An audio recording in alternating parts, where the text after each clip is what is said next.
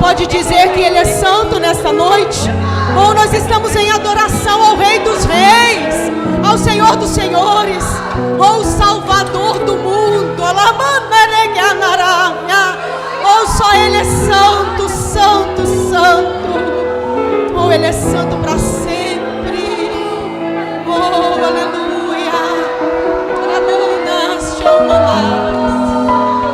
Oh, você pode sentir a presença dEle, ou sinta Ele aí.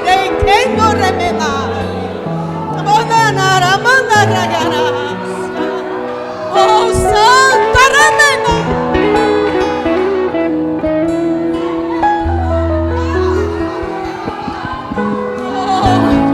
Ele recebe o seu louvor nesta noite, Ele recebe.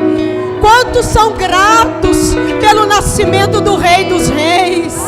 Oh, nós te louvamos, ó Deus, nesta noite. Oh, Ele deixou toda a sua glória e veio habitar num corpo humano entre homens por ti, por mim. Oh, Ele veio por nós, aleluia. Oh, você pode tomar o seu assento nesta noite feliz. Nós louvamos a Deus porque nós estamos aqui na casa de oração, oh, bendizendo e adorando o nome dEle. Oh, nós já estamos quase encerrando o nosso culto especial de Natal, onde nós falamos de um conto de Natal, onde nós vimos a história de um menino que teve a alegria de receber o sacrifício de Cristo ainda menino. Nós louvamos a Deus porque naquela praça haviam homens, na verdade um homem que conhecia Jesus, e ele pôde falar para aquele pequeno engraxate a verdadeira história de Natal. É claro que você sabe, assim como eu, que Jesus não nasceu no dia 25 de dezembro.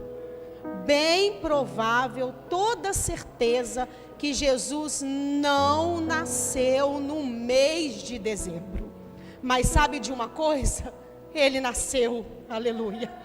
Ele veio ao mundo.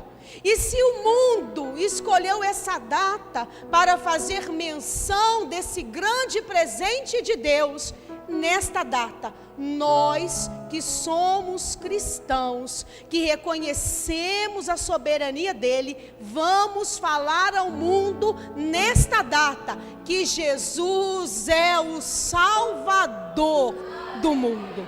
Ele nasceu, aleluia.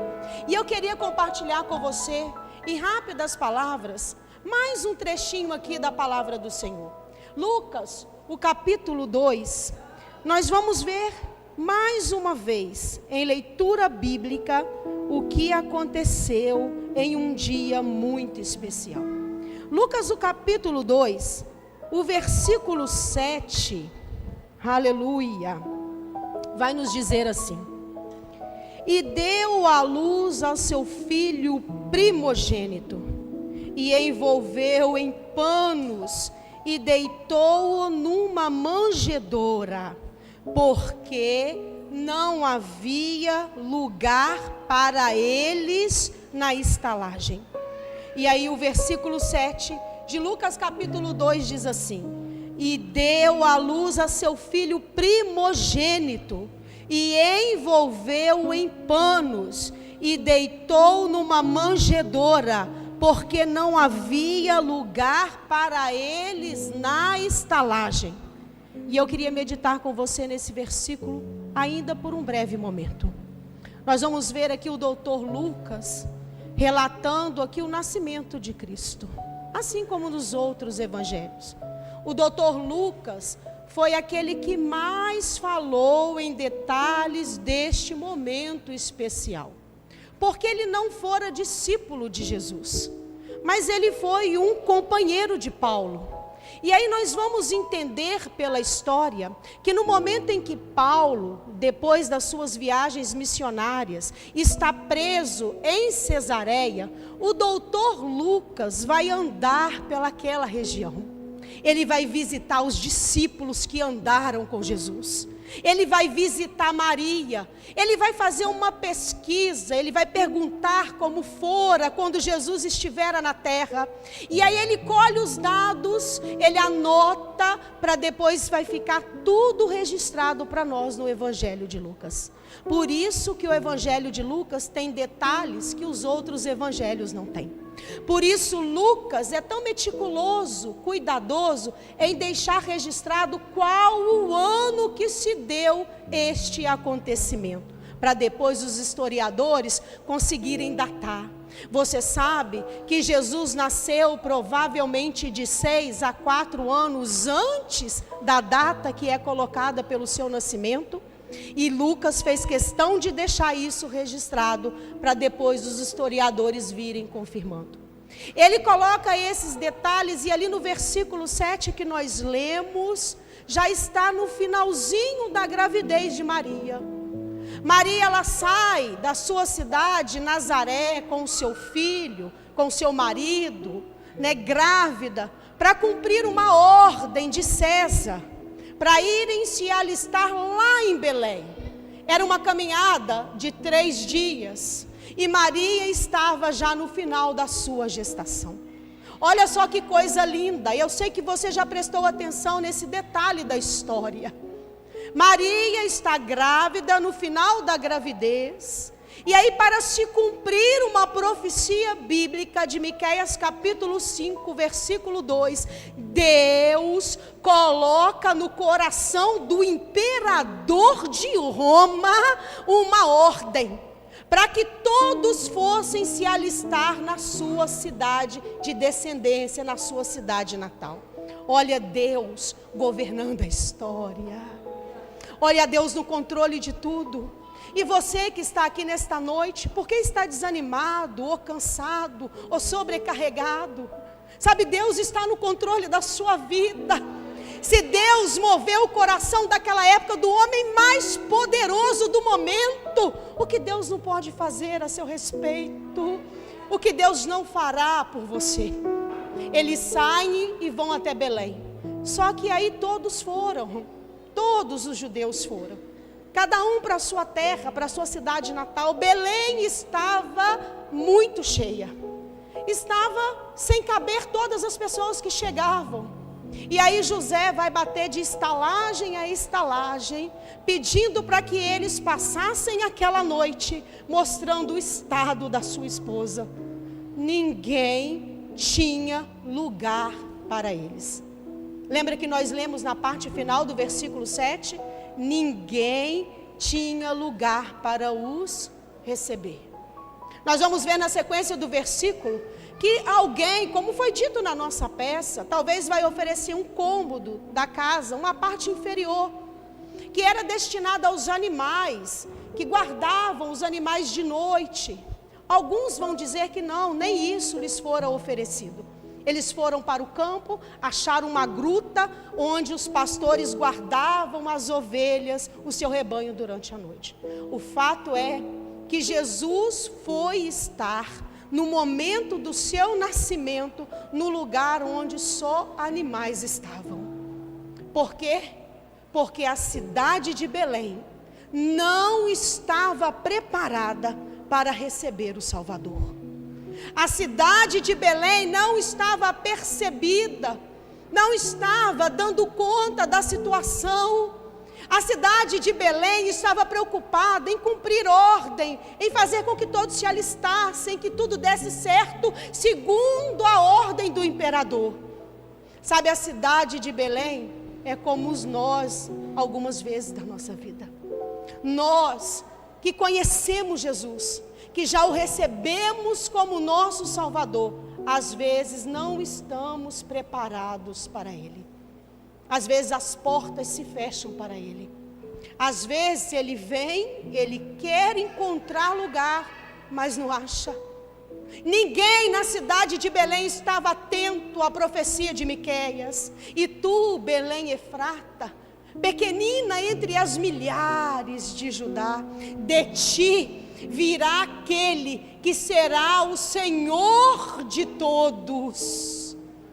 E aí Jesus vai nascer numa manjedoura. Sabe, se nós transferirmos aquela mensagem para os dias de hoje, a pergunta que ecoa é: e o seu coração tem espaço para que Jesus nasça nessa data? Para que Jesus venha nascer em seu coração, em sua vida?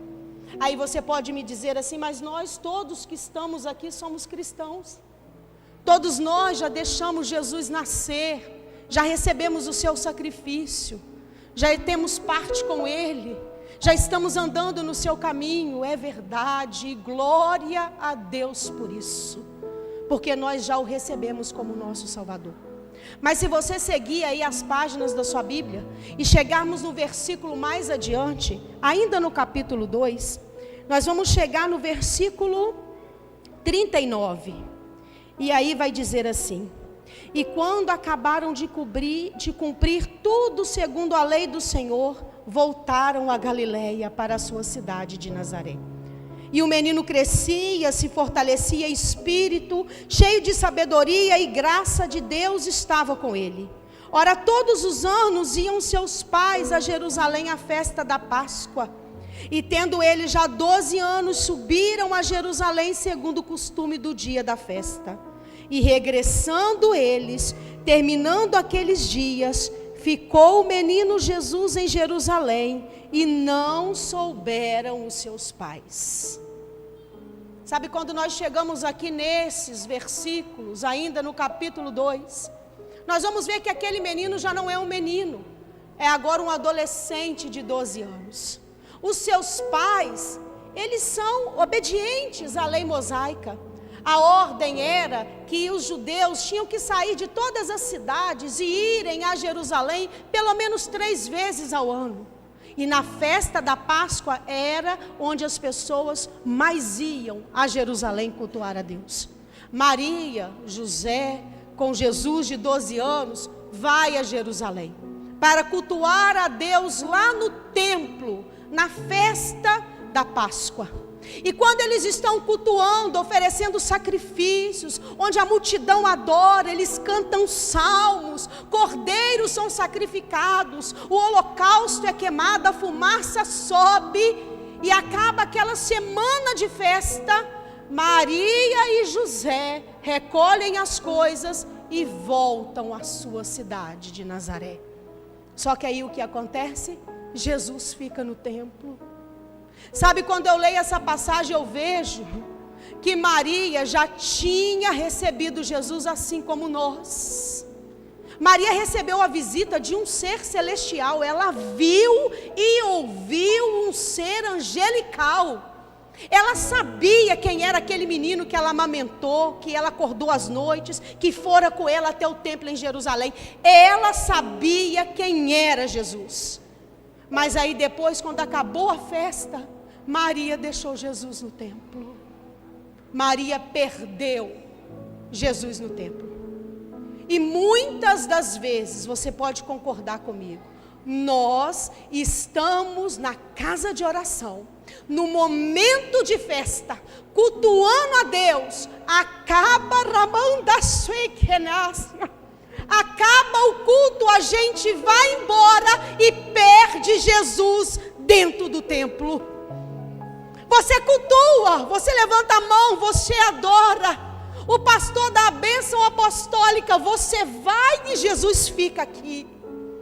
Note que Maria não perdeu o título, ela continuou sendo mãe de Jesus.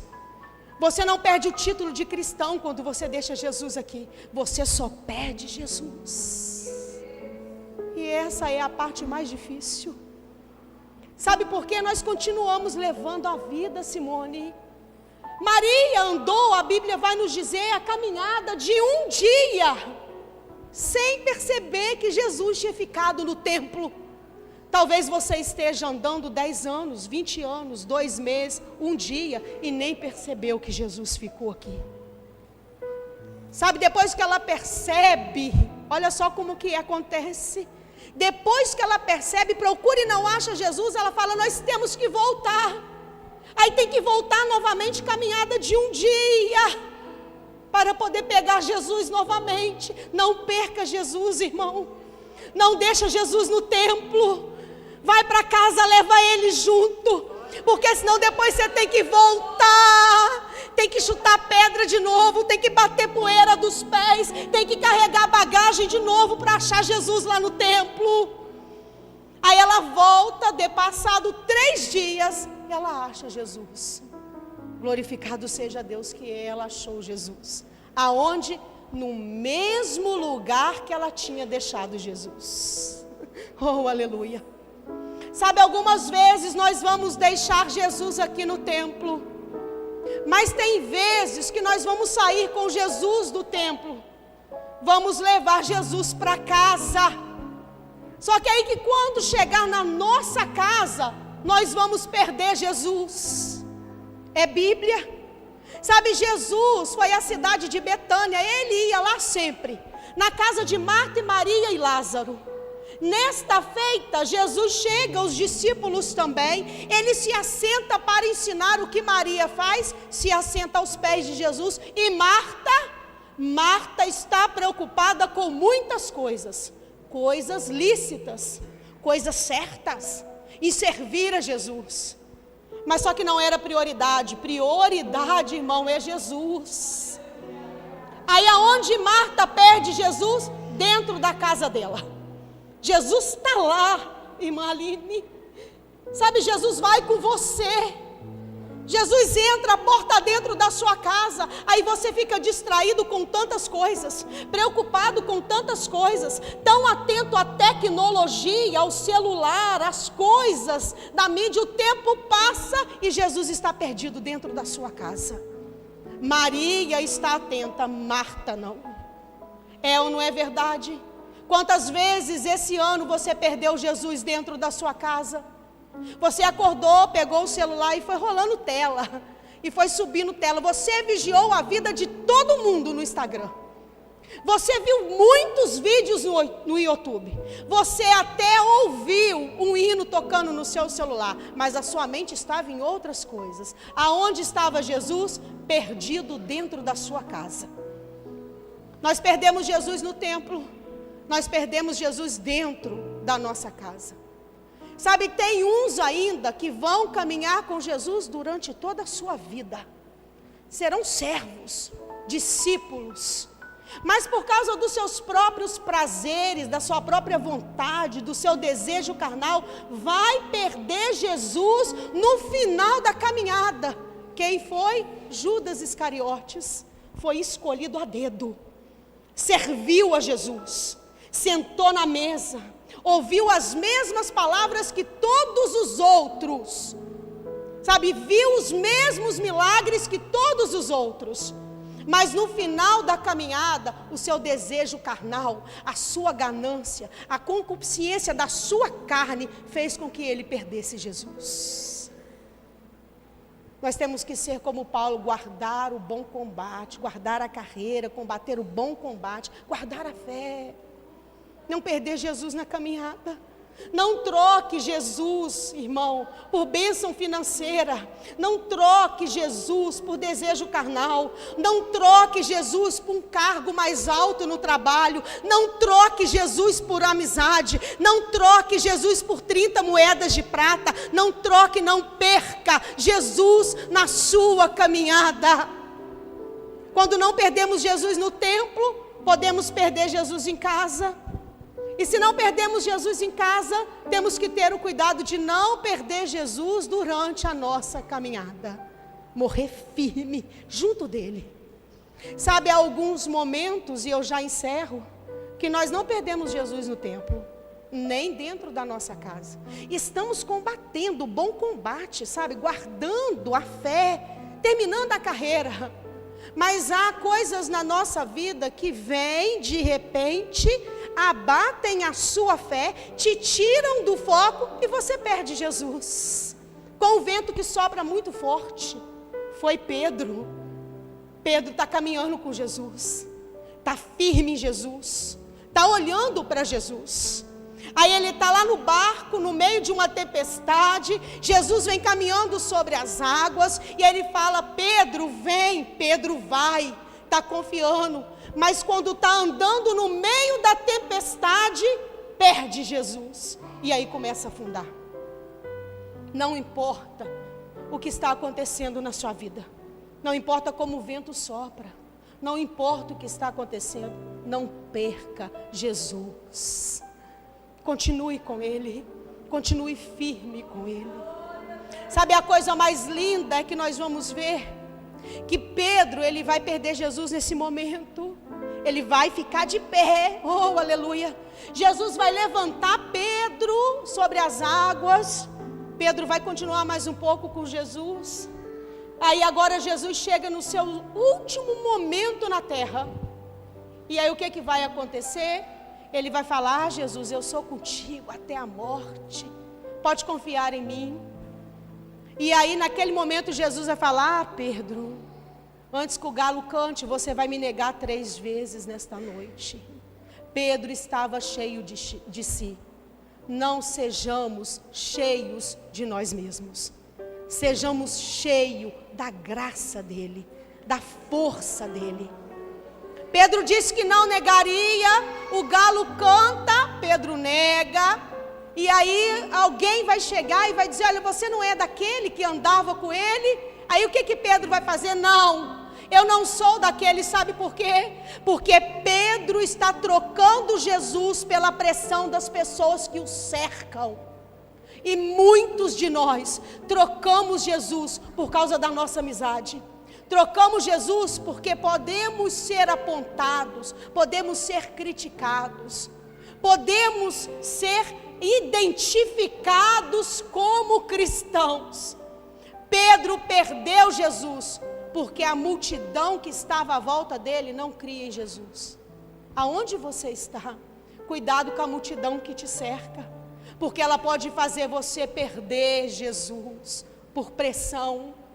Só que é lindo, porque naquele momento que Pedro perde Jesus, Jesus vai passar, só o Evangelho de Lucas diz isso no capítulo 22, e vai olhar para Pedro, e Pedro vai sentir na alma a tristeza, e vai sentir a dependência que ele tem de Jesus. Aí ele vai chorar amargamente pelo feito que acabara de realizar.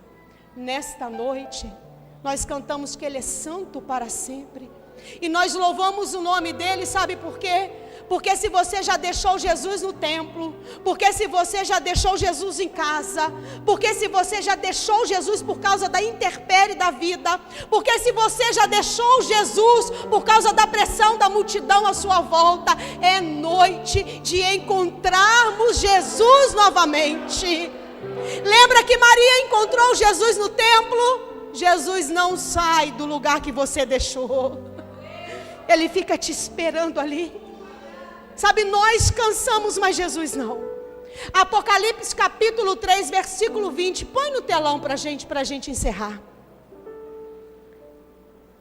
Quando estão escrevendo estas cartas às igrejas da Ásia, olha só o que tem no capítulo 3, no versículo 20. Assim que tiver no telão, a gente lê junto. Capítulo 3, o versículo 20. Deixa eu ver se é o versículo 20, irmãos.